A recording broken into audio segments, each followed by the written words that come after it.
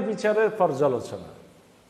মানবরচিত আইন শাস্তির ধরন ও প্রয়োগ পদ্ধতি স্থির করার সময় মানবরচিত আইনে অপরাধীর সম্মান, মর্যাদা, কষ্ট, মানবাধিকার ইত্যাদিকে অতিমাত্রায় গুরুত্ব দেওয়া হয়। এর ফলস্বরূপ মানবরচিত আইনে এক, অধিকাংশ শাস্তি লঘু হয় বা দৃষ্টান্তমূলক হয় না। দুই, শাস্তি কার্যকর করা হয় লোকচক্ষুর অন্তরালে কারাগারের মধ্যে। তিন, সকল সময় মুক্ত থাকে এমন কোনো অঙ্গ স্থায়ীভাবে বিকৃত করে দেওয়া বা বিকৃত করে শাস্তি দেওয়ার কোনো ব্যবস্থা নেই। তাই মানবরচিত আইনের শাস্তি তার উদ্দেশ্য সাধনে অর্থাৎ অপরাধ ঘটার মাত্রা কমাতে কার্যকর ভূমিকা রাখতে ব্যর্থ হয়।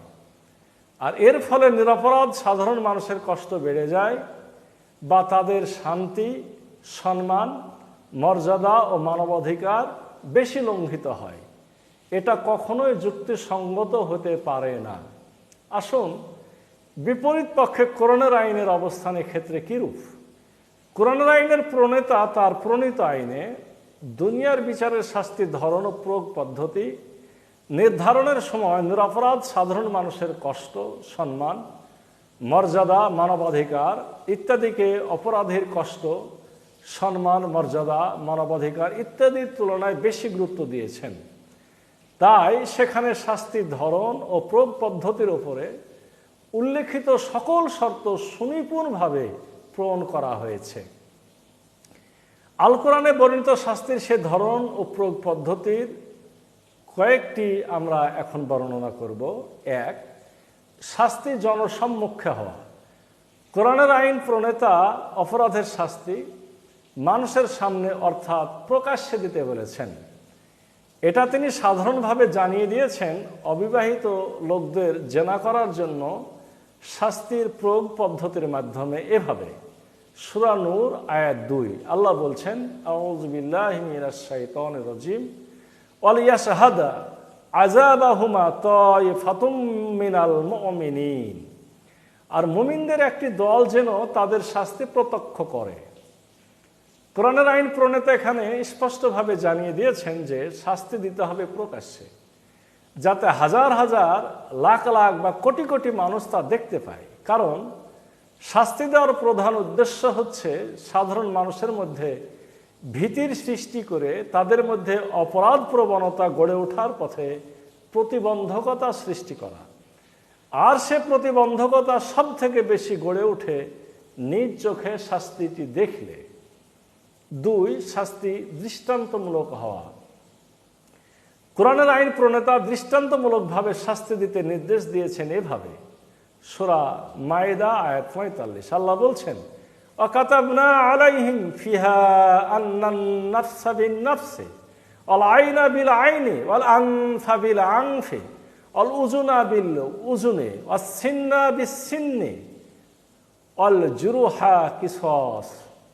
আর আমরা তাদের জন্য তাতে অর্থাৎ তৌরাতে বিধান দিয়েছিলাম যে প্রাণের বদলে প্রাণ, চোখের বদলে চোখ, নাকের বদলে নাক, কানের বদলে কান, দাঁতের বদলে দাঁত এবং জখমের বদলে অনুরূপ জখম।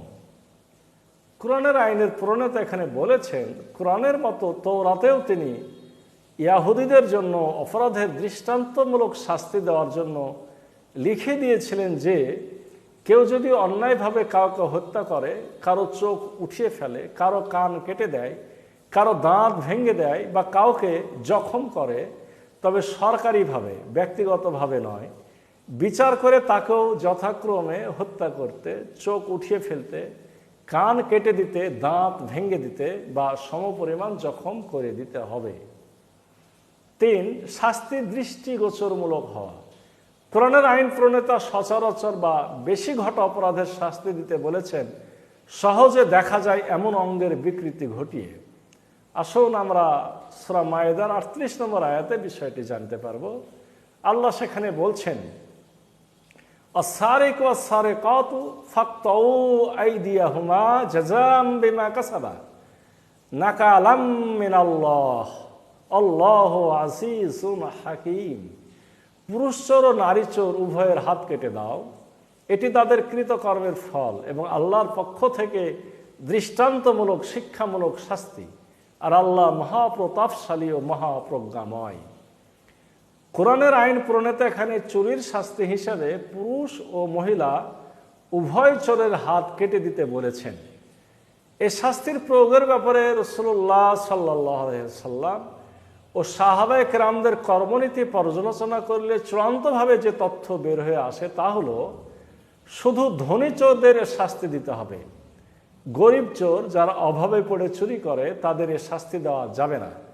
বরং অভাবে পড়ে কেন তাকে চুরি করতে হলো সেজন্য তাদের শাসককে জবাবদিহি করতে হবে।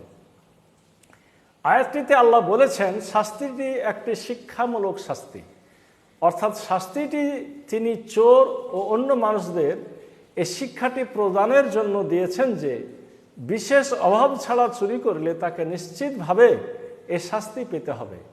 আর একজন চোরের শাস্তি সচক্ষে দেখার মাধ্যমে সকলে যাতে শিক্ষাটি পেতে পারে সেজন্য সহজে দেখা যায় এমন একটি অঙ্গের স্থায়ী বিকৃতি ঘটিয়ে শাস্তিটি দেওয়ার নির্দেশ তিনি দিয়েছেন।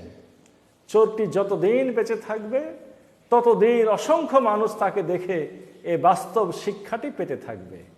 তাহলে দেখা যাচ্ছে কোরআনের আইন দুনিয়ার বিচারে শাস্তির যে ধরন ও প্রয়োগ পদ্ধতি নির্ণয় করে দিয়েছে তা শাস্তি দেওয়ার যুক্তিসম্মত ও কল্যাণকর সকল উদ্দেশ্য সুনিপুণভাবে পূরণ